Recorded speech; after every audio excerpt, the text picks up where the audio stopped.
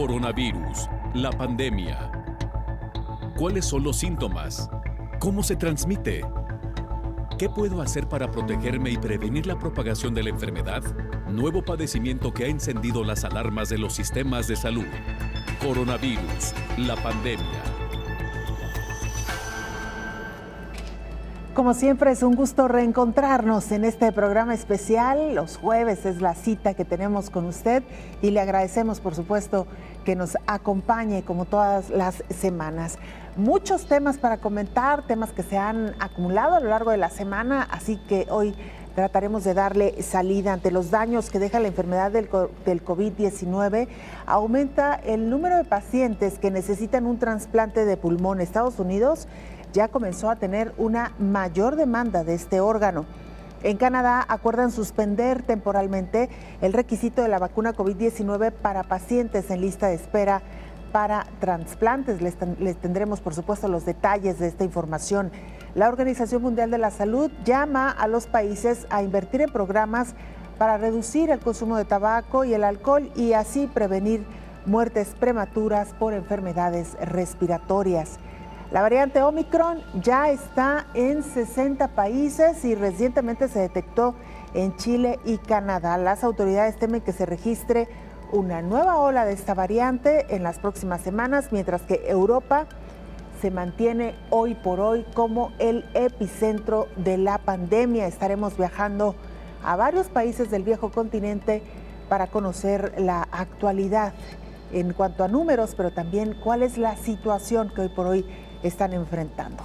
Pero vayamos, como ya es costumbre, con nuestra compañera Isaura López Villalobos para que nos ponga en contexto. En el mundo, las enfermedades del sistema pulmonar son más frecuentes por los diversos factores de riesgo y hábitos de vida de las personas. Sin embargo, con la enfermedad COVID-19, especialistas advierten que puede aumentar los casos con riesgo de necesitar un trasplante. Aunque sigue en estudio este tipo de advertencia, ya algunos países tienen una lista de espera para trasplante pulmonar. Las personas que tuvieron COVID-19 deben tener cuidado con sus pulmones. La enfermedad puede causar daños a estos órganos y problemas respiratorios serios, entre otras secuelas por la infección del virus SARS-CoV-2. El médico neumólogo Julio Cárdenas Olorio señaló que la complicación post-COVID más común es la fatiga, por lo que es necesario realizar ejercicios de rehabilitación para fortalecer los pulmones. Las y los especialistas en medicina pulmonar y de rehabilitación coinciden que las secuelas pulmonares posteriores al COVID-19 son muy comunes, pero dependerá de cada organismo su gravedad, así como la forma en que debe llevar la rehabilitación de acuerdo con las condiciones de cada individuo. Indicaron que en la persona que fuma, tiene obesidad, una condición física baja, padece diabetes o hipertensión, las secuelas serán más graves y ahí es la importancia de la rehabilitación personalizada para estar reanimando y reintegrando a la persona a su actividad cotidiana. Asimismo, señalaron que a cada paciente que tuvo COVID-19 se le debe realizar una evaluación individualizada por parte del rehabilitador o del neumólogo a fin de establecer un programa especializado para lograr que sus pulmones no se vean afectados y llegue a lo que es el proceso de trasplante pulmonar. También mencionan que en el mundo el cáncer de pulmón es más frecuente en hombres y la principal causa de muerte por cáncer en hombres y mujeres. En el primer año de la pandemia COVID-19, este tipo de cáncer de pulmón en algunas naciones se ubicó como uno de los 10 cánceres con más incidencia. Tan solo en México se registraron 7,588 nuevos casos y ocupó el cuarto lugar con mayor número de muertes. El cáncer de pulmón comienza cuando las células sanas de pulmón cambian y crecen sin control, formando una masa tumoral, por lo que al presentar COVID-19, el riesgo de complicaciones aumenta.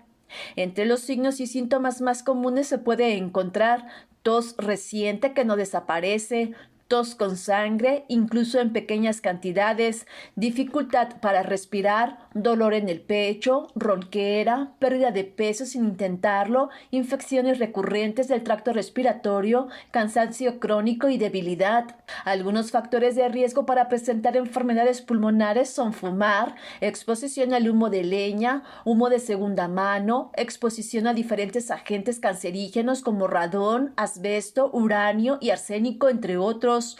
Algunos suplementos alimenticios que contengan betacaroteno, contaminación ambiental y antecedentes familiares. Los especialistas llaman a la población general a cuidar sus pulmones ante la presencia de COVID-19. Informó Isaura López Villalobos. Es tiempo ya de trasladarnos a la sede de la Organización Mundial de la Salud en Ginebra, Suiza, con nuestra compañera Verónica López, corresponsal de la agencia EFE, para que nos presente el más reciente informe de este organismo. Verónica, te escuchamos. Adelante con la información. Hola, ¿qué tal? Buenos días, Belén. Buenos días a todo el auditorio de Canal 44. La pandemia sigue sumando fallecidos y nuevos contagios. Son ya más de 5,3 millones de muertes y 270 millones de personas infectadas. Según los últimos datos de la Organización Mundial de la Salud, los casos globales se estabilizan, aunque crecen rápidamente en África, el primer continente donde se detectó la variante Ómicron y que tiene una tasa muy baja de vacunación. La mayoría de los nuevos contagios se registran en Europa, convertida en las últimas semanas en epicentro de la pandemia. Todavía se sabe poco de Ómicron, aunque ya circula por 60 países. La OMS alerta de que aunque pueda causar síntomas más leves que Delta, es altamente contagiosa y, por tanto, podría aumentar las hospitalizaciones y las muertes. La situación más preocupante está en Reino Unido, que ya ha notificado un fallecido como consecuencia de Ómicron. La variante está presente en el 20% de las infecciones del país y en más del 44% de los casos de Londres. El gobierno británico ha iniciado una carrera contrarreloj. Quiere poner dosis de refuerzo a los mayores de 18 años antes de que finalice este mes. El reparto equitativo de vacunas sigue siendo el gran reto para 2022. La Organización Mundial de la Salud considera que la pandemia avanza a dos velocidades: la de los vacunados, que desarrollarán un cuadro moderado, y la de los no vacunados, que representan entre el 80 y el 90% de los enfermos graves. El director general de la OMS, Tedros Adhanom Ghebreyesus, ha advertido a los países para que revisen sus estrategias sanitarias para evitar así que Ómicron genere una nueva crisis global. Y algunos países, como España, empiezan ya a vacunar a los niños de 5 a 11 años. La variante se expande también en América, alcanza a Puerto Rico y se detectan los primeros casos de transmisión comunitaria en países como Chile o Canadá, que teme una nueva ola en las próximas semanas. Reportó desde Europa Verónica López para el programa Coronavirus, la pandemia. Gracias, Verónica, por este informe. Y mire, piden a pacientes que van a ser trasplantados la vacuna contra COVID-19. Desde el 13 de agosto de este año, la Sociedad Estadounidense de Trasplantes y la Sociedad Internacional de Trasplante de Corazón y Pulmón emitieron una declaración conjunta sobre la vacuna COVID-19 para que todos los receptores de órganos sólidos se vacunen contra el SARS-CoV-2, familiares y contactos cercanos, también con el fin de minimizar riesgos para el receptor. En la recta final del segundo año de pandemia, el Sistema de Salud de la Universidad de Wisconsin incluyó como requisito la vacunación anti-COVID para acceder a un trasplante. De no tener la prueba de la vacunación para el 14 de enero de 2022 y hasta que se reciba la prueba, quedaría inactivo en la lista y no recibiría ofertas de órganos ni sería elegible para un trasplante de donante vivo. Esto se lee en la guía para los pacientes publicada en el portal de la institución. A partir del 15 de noviembre de 2021, el sistema de salud activaría su política que requiere la vacunación contra COVID antes de ser incluido en la lista de espera trasplantado. Además, se recomienda encarecidamente que las personas que ayudarán a los pacientes con el transporte, los medicamentos o vivir con los pacientes estén completamente vacunadas antes de la cirugía de trasplante, informó Elizabeth Ortiz. Y mire, en Italia, de nueva cuenta, las alertas se han encendido. El número de casos ha alcanzado ya niveles históricos. En Italia, el gobierno ha prorrogado el estado de emergencia hasta el 31 de marzo del 2022 para contener el avance del coronavirus. Con ello, el país superará los 2 años en este régimen. El vigente estado de emergencia expiraba el 31 de diciembre, pero los científicos que asesoran al Ministerio de Sanidad venían apoyando su extensión, por lo menos durante el invierno, debido a las nuevas cepas y al notable aumento de los casos en Italia. Esto permitirá al gobierno tomar decisiones de una forma más rápida. De cara a los ciudadanos, se prorrogarán también los permisos parentales en caso de tener hijos en cuarentena y la posibilidad de trabajar de forma telemática. En las últimas 24 horas se han confirmado en el país más de 20.000 nuevos contagios de COVID-19 y 120 decesos. La llegada del frío está agravando las enfermedades respiratorias, sobre todo en niños y adultos mayores. Las enfermedades respiratorias en México se agravan con la llegada del invierno y este año se espera, ahora sí, un repunte en los pacientes con influenza, ya que es una época de alta exposición a virus y bacterias que debilitan el sistema inmunológico. Actualmente, México es el cuarto lugar de los países de la Organización para la Cooperación y el Desarrollo Económicos que registran más muertes por enfermedades respiratorias. En 2019 se registraron 57.932 muertes.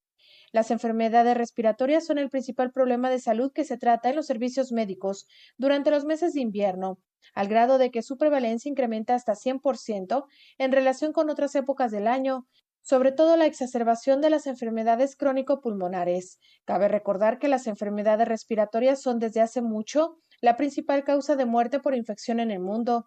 Antes de la pandemia de la COVID-19, se estimaba que 2.5 millones de adultos y niños morían por neumonía cada año.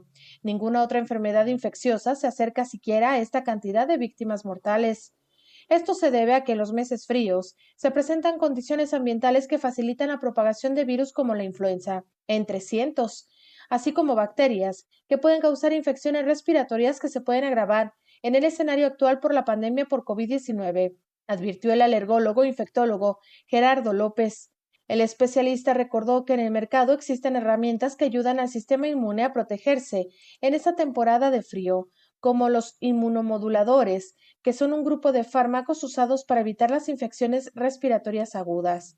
Su acción es estimular el sistema inmunitario y son una medida eficaz en el tratamiento de las infecciones respiratorias, debido a que refuerzan directa o indirectamente la actividad inmunológica que se encuentra disminuida en los pacientes afectados por estos padecimientos, informó Rocío López Fonseca. Hacemos nuestra primera pausa, regresamos con mucha más información.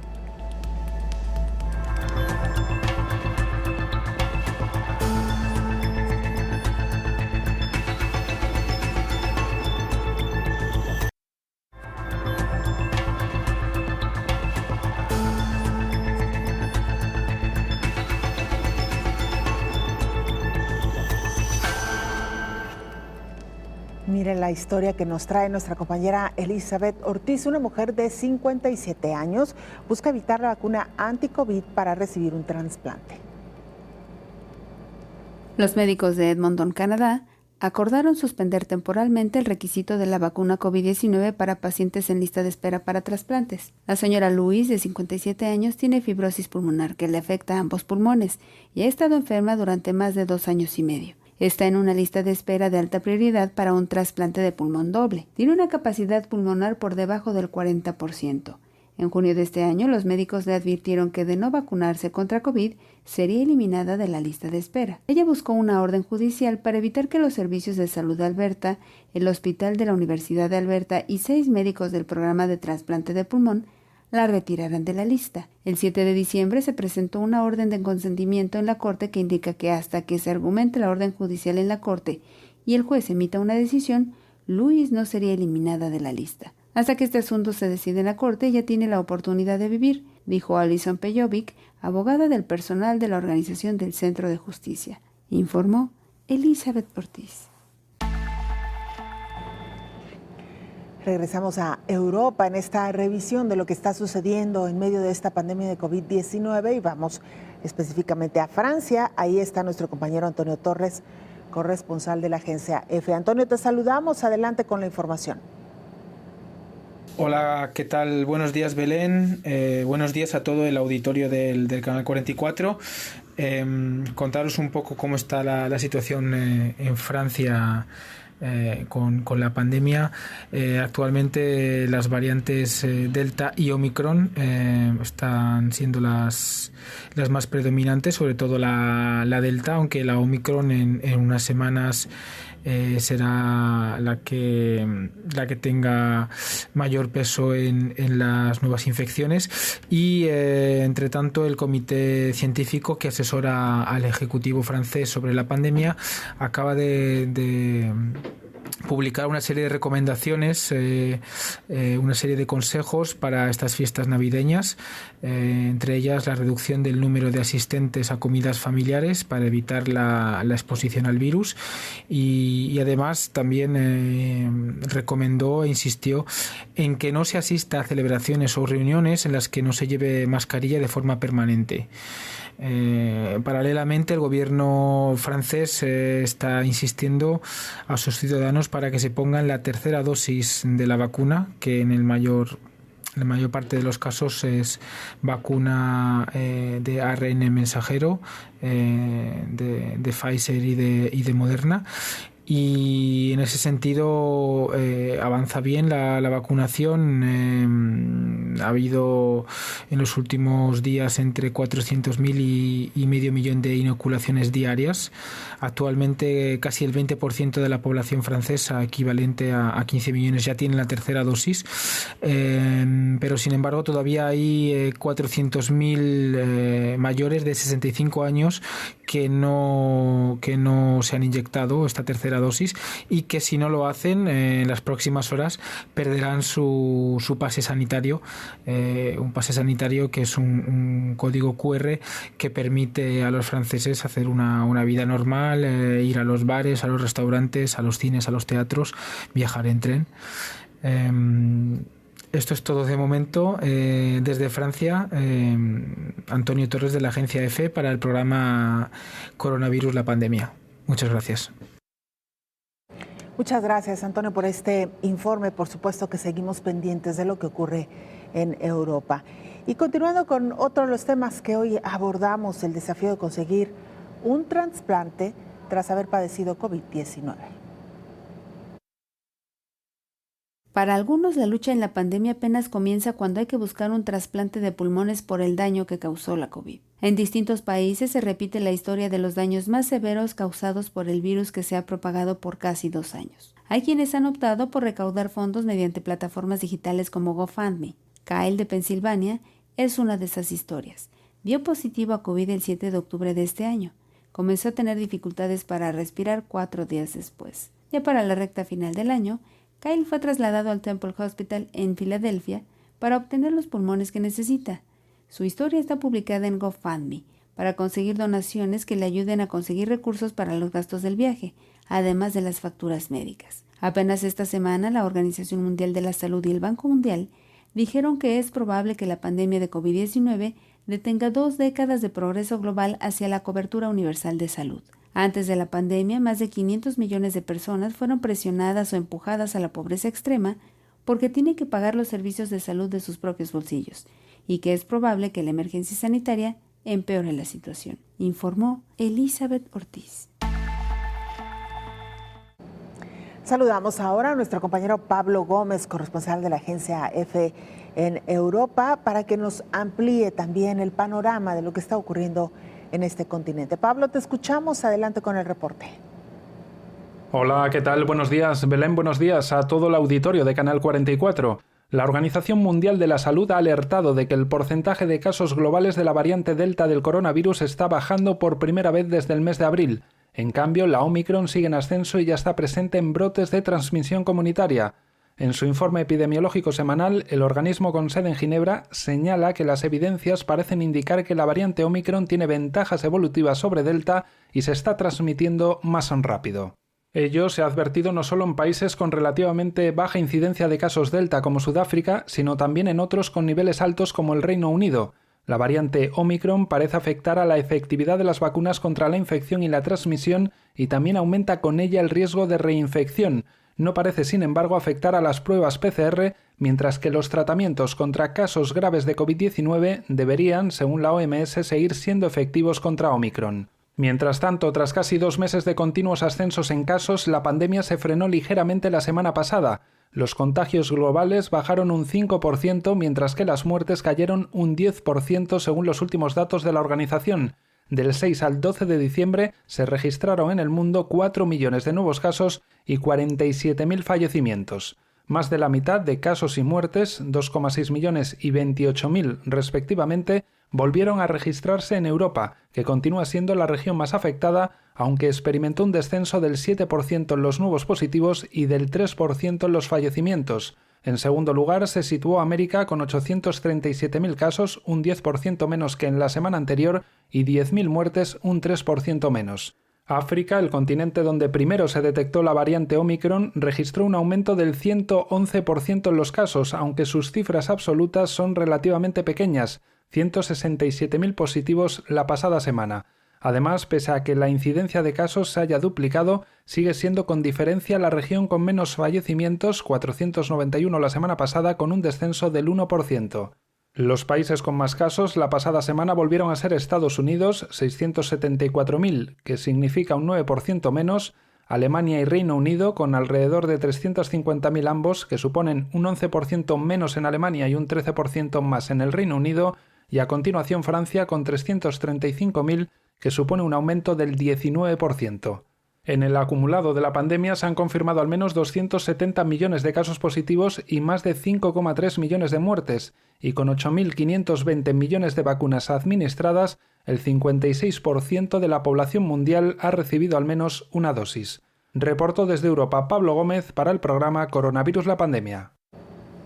Muchas gracias, Pablo. Y mira, el tema que le adelantábamos ya, que hoy estamos abordando también, tiene que ver con los daños que causa COVID-19 en los pulmones, lo que ha orillado a algunos sobrevivientes de esta enfermedad incluso a requerir un trasplante. La necesidad de un trasplante de pulmón se está incrementando de manera considerable y cada vez más serán las personas que requieran de él debido a los daños que la COVID-19 está dejando en algunos pacientes que lo han padecido, sobre todo quienes desarrollaron la enfermedad grave, advierte el director del Centro Nacional de Trasplantes en México, Salvador Aburto Morales. Lo grave es que no hay programas de trasplante de pulmón en el sector público, solo en la medicina privada. El único programa de pulmón es privado y se hacen en promedio de 3 a 4 trasplantes por año. Sin embargo, son muy exitosos. México es el primer país en Latinoamérica que ha llevado a cabo un trasplante de pulmón en un paciente que se estaba recuperando de COVID. Por supuesto que los riñones quedaron muy dañados y recibió un trasplante de pulmón con éxito y esto ya fue publicado en la literatura internacional. Para el próximo año, esperan que se incremente la solicitud de órganos, sobre todo de sobrevivientes de cuadros graves de COVID-19. Nosotros pensábamos que para el próximo año este requerimiento va a aumentar, puesto que en este momento los programas apenas están incorporando la nueva normalidad. La lista de espera no ha aumentado mucho, pues que será un 3 a 5%, pero creo que no es un reflejo real en este momento. Para el año próximo vamos a tener un incremento más notorio, dado que los pacientes que sufrieron COVID y que no fallecieron quedaron con afectación de órganos blancos como el corazón, pulmón, hígado y riñón. La demanda ya comenzó en Estados Unidos, por ejemplo. En lo que va del año en la Unión Americana, el 10% de los trasplantes de pulmón realizados han sido por secuelas de COVID, informó Rocío López Fonseca. Hacemos una muy breve pausa, regresamos con más información.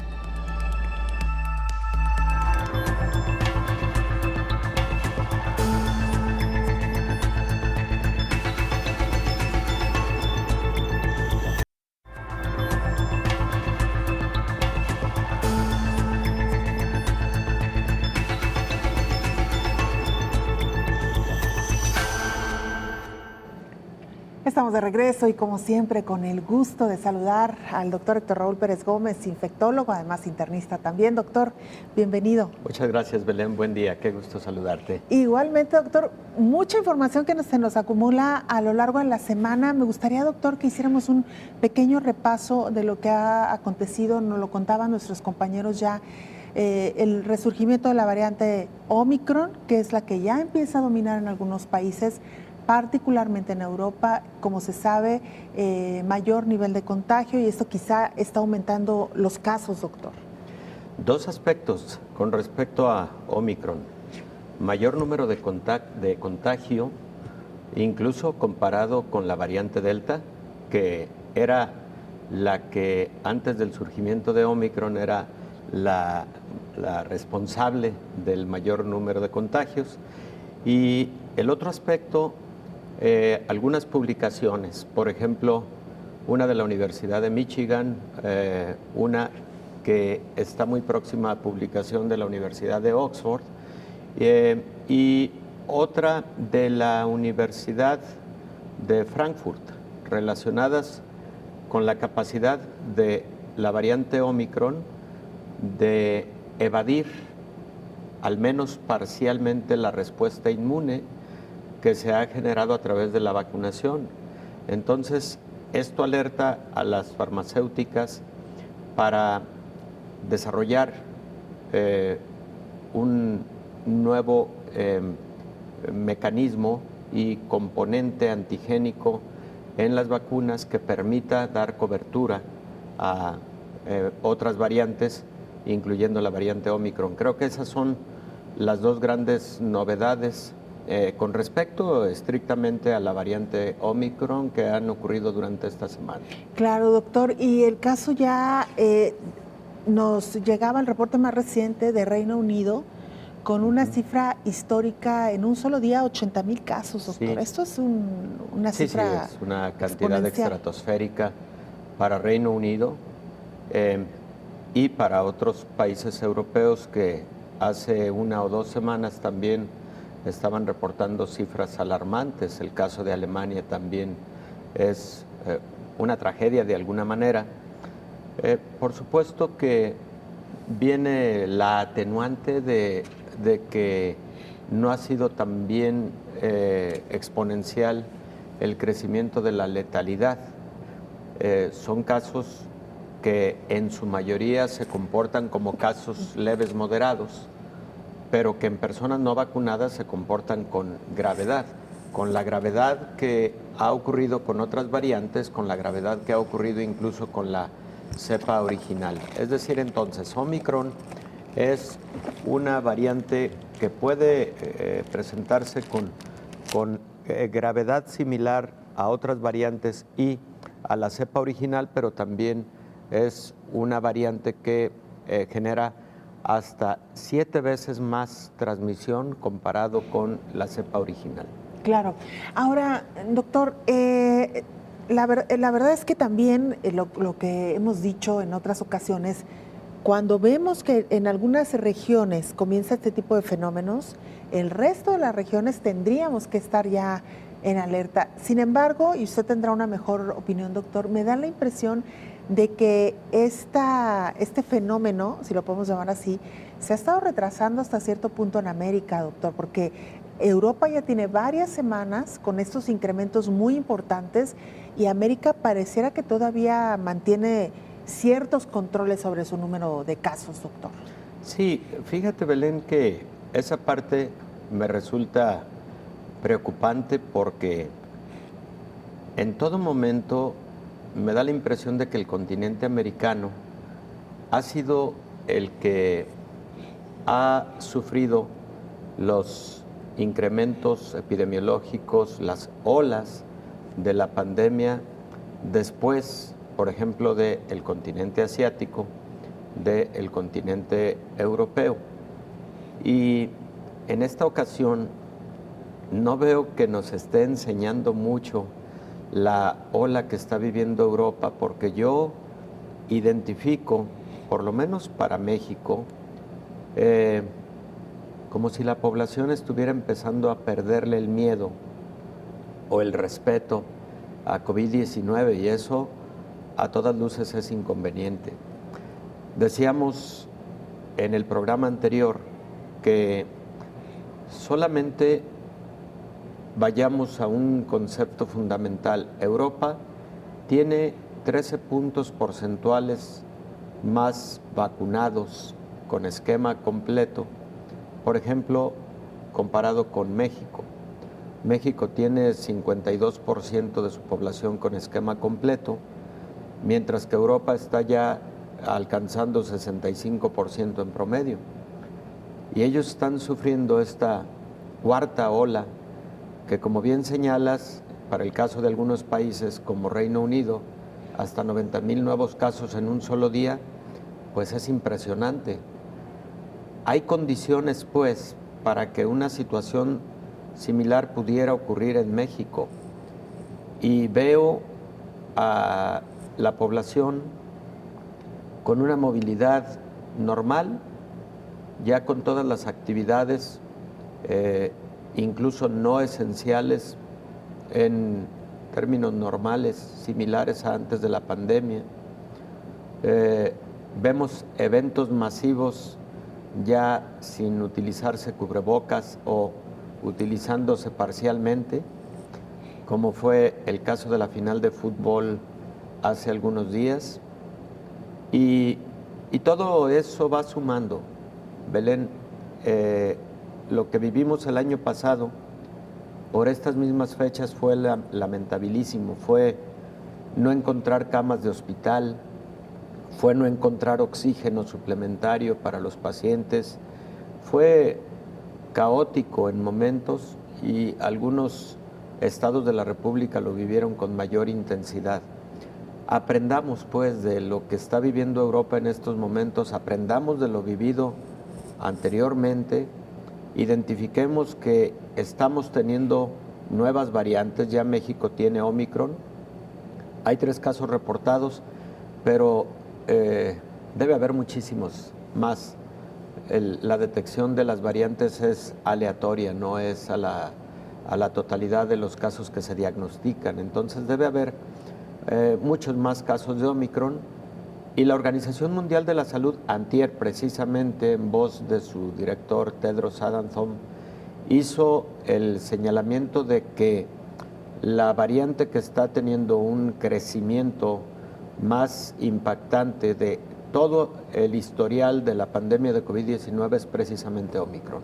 Sí, la consideran hasta ahora la más contagiosa, que también es verdad, y usted lo mencionaba, doctor, quizá no tan agresiva. Afortunadamente, en cuanto a número de defunciones, se han mantenido ciertos niveles, doctor. Sí, afortunadamente así ha ocurrido, no mayor letalidad, pero también lo hemos dicho en esta mesa en muchas ocasiones. La letalidad es el número de personas que mueren por cada 100 que infectan, es un número porcentual, pero la mortalidad es el número de personas que mueren por cada 100,000 habitantes o por cada 1,000,000 de habitantes. Entonces, si tú tienes más casos de COVID, independientemente de que sea por una cepa menos letal, puedes tener mayor mortalidad. Es un asunto de números y estadísticas, de divisiones. Entonces, no nos confiemos a que es menos letal, porque si la dejamos correr y tenemos más casos, puede generar mayor mortalidad. Doctor, esto nos lleva también a reflexionar sobre lo que ha sucedido a lo largo de casi 2 años de esta pandemia, y parte del programa hoy, de las piezas informativas que le hemos presentado a nuestra audiencia, tiene que ver con toda esta población que quedó afectada tras haber padecido COVID-19, sí, y aquellos particularmente que enfermaron gravemente y que consiguieron vencer la enfermedad, pero que en el caso específico de los pulmones quedaron muy dañados, al grado de que hay ya una demanda importante en cuanto a los trasplantes de pulmón, doctor. Sí, lo hemos comentado en diversos momentos. La pandemia de COVID-19 va a traer una, digamos, subpandemia de secuelas sobre todo de secuelas pulmonares, pacientes que tuvieron mucha gravedad, que llegaron a unidades de cuidados intensivos que requirieron intubación endotraqueal y cuyo pulmón puede haber quedado con una secuela conocida como fibrosis pulmonar. Y esa fibrosis pulmonar es difícil de resolver porque pensemos en la fibrosis como una serie de cicatrizaciones difusas que se presentan en el pulmón y que atrapan al tejido pulmonar sano. El tejido pulmonar sano es un tejido con elasticidad que permite precisamente que los alvéolos se llenen adecuadamente de aire y oxígeno para llevar a cabo la función básica del alvéolo, que es precisamente el intercambio gaseoso con la sangre en los capilares del pulmón.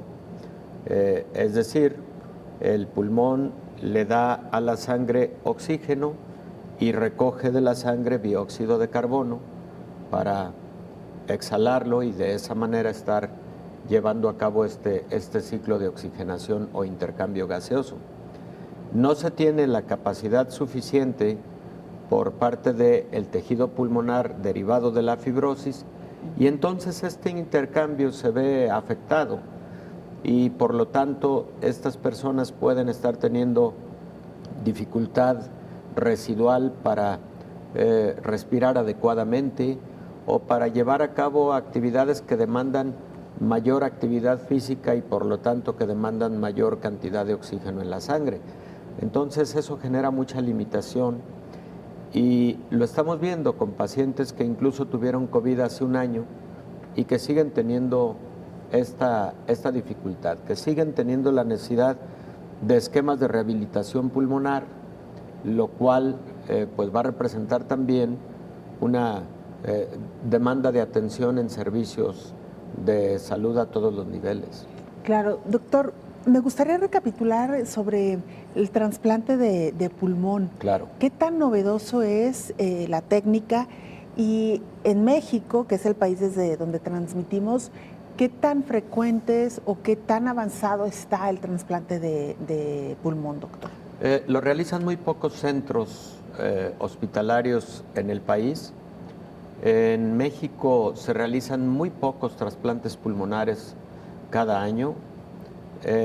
Me atrevería a decir que se realizan menos de 50 trasplantes pulmonares, así de baja es esta actividad. Y en países como en Estados Unidos se realiza con mayor frecuencia.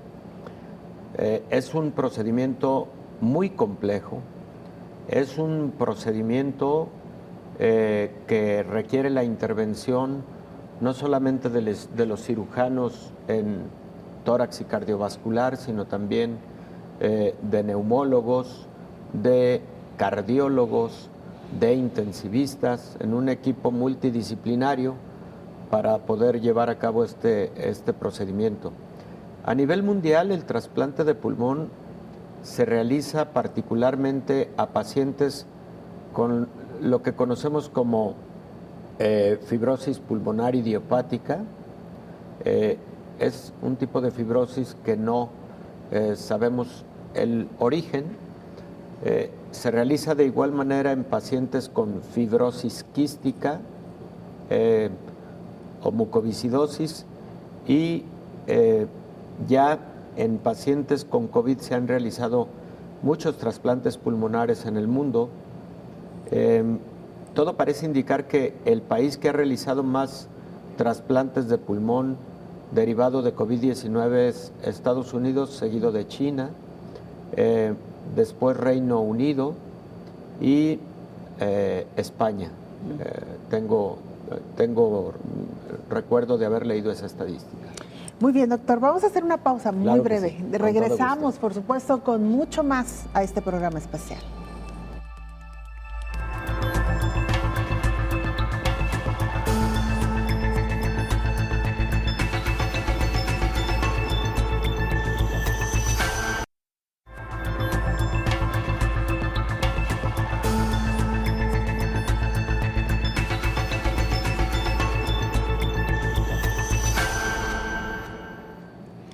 estamos de regreso y llaman a colaborar a combatir enfermedades crónicas. Informa la Organización Mundial de la Salud que podrían evitarse cerca de 7 millones de muertes de aquí a 2030 si los países de ingresos bajos y medios bajos hicieran una inversión adicional de menos de €1 por persona y por año en la prevención y el tratamiento de las enfermedades no transmisibles. Estas enfermedades, que incluyen los padecimientos cardíacos, la diabetes, el cáncer o las enfermedades respiratorias, causan actualmente 7 de cada 10 muertes en el mundo.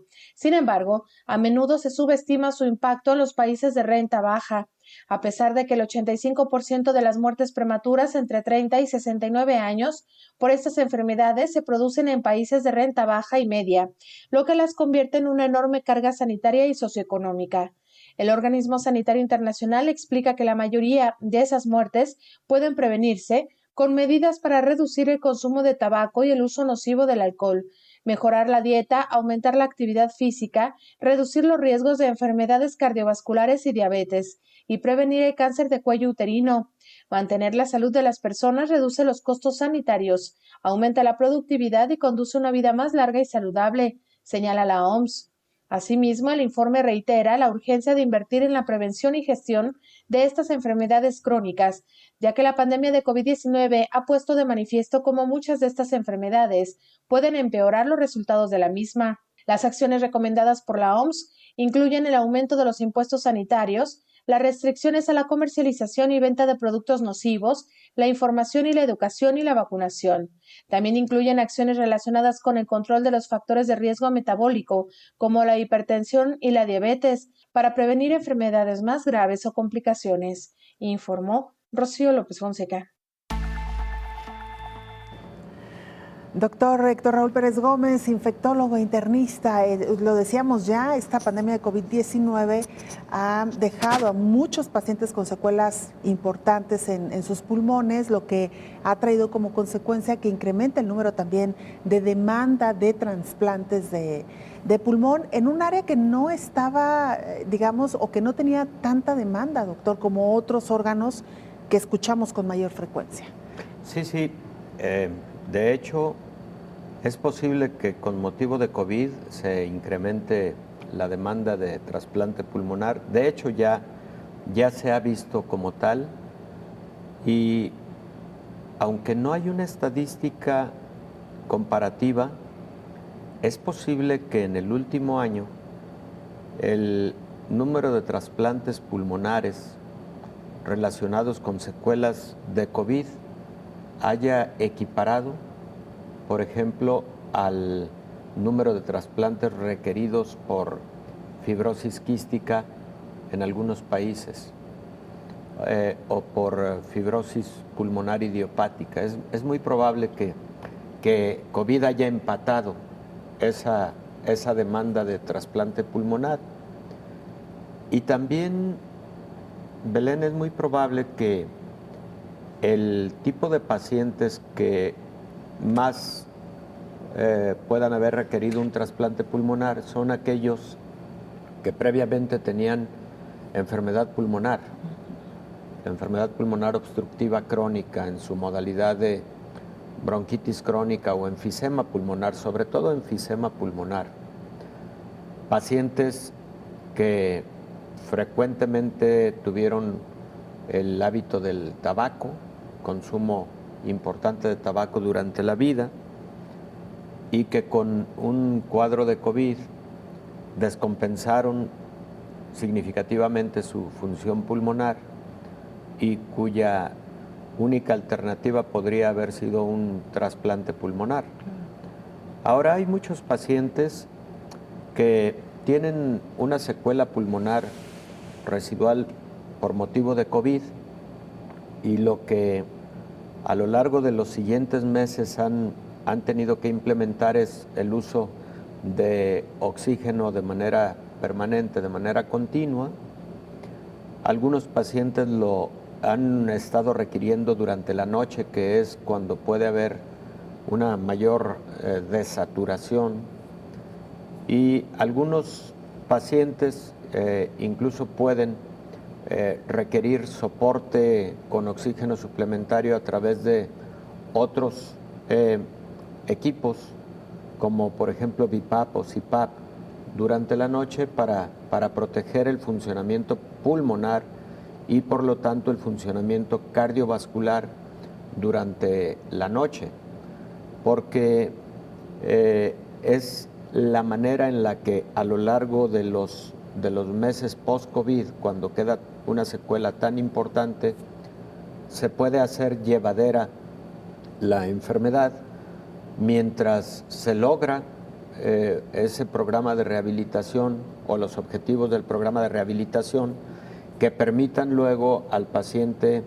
tener menos requerimiento de oxígeno y tener mayor funcionalidad en sus actividades cotidianas, ¿no? Claro, doctor, le preguntaba también, no sabemos tanto de los trasplantes de pulmón, es decir, por lo mismo que no se difundía o no era tan demandado como lo es, por ejemplo, el riñón.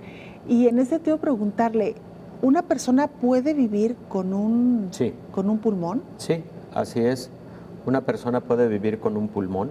De hecho, existen muchos pacientes a los que obligadamente hay que realizarles una extirpación de uno de los pulmones o de algún segmento pulmonar por motivo de alguna malignidad o por motivo de alguna enfermedad infecciosa que ha dañado importantemente el parénquima o el tejido pulmonar, como por ejemplo se realizan en el mundo día con día una gran cantidad de neumectomías, extirpación incluso de todo el pulmón en pacientes con tuberculosis pulmonar, por ejemplo, o en pacientes con un tumor pulmonar, o si no la totalidad de un pulmón, uno de los lóbulos pulmonares.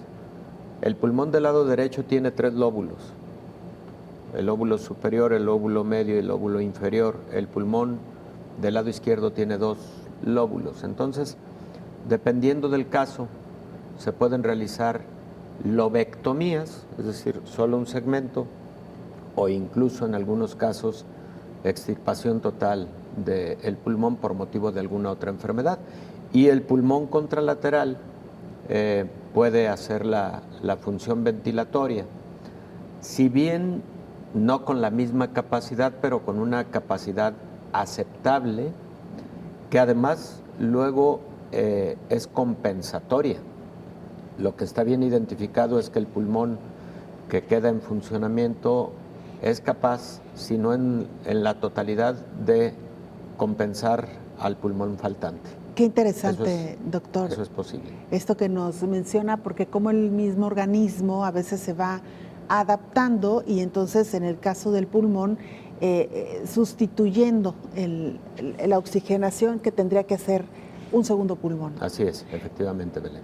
Doctor, ¿qué posibilidad o qué porcentaje de los pacientes que han sido trasplantados consiguen realmente tener una vida normal, digamos? El periodo medio de un trasplante se estima de entre 10 y 15 años, digamos la duración de un trasplante. El porcentaje de éxito está en alrededor del 80%. Se tienen que realizar estudios muy minuciosos para poder llevar a cabo un trasplante y para poder tener un pronóstico mejor de permanencia del injerto durante la fase temprana, media y a largo plazo.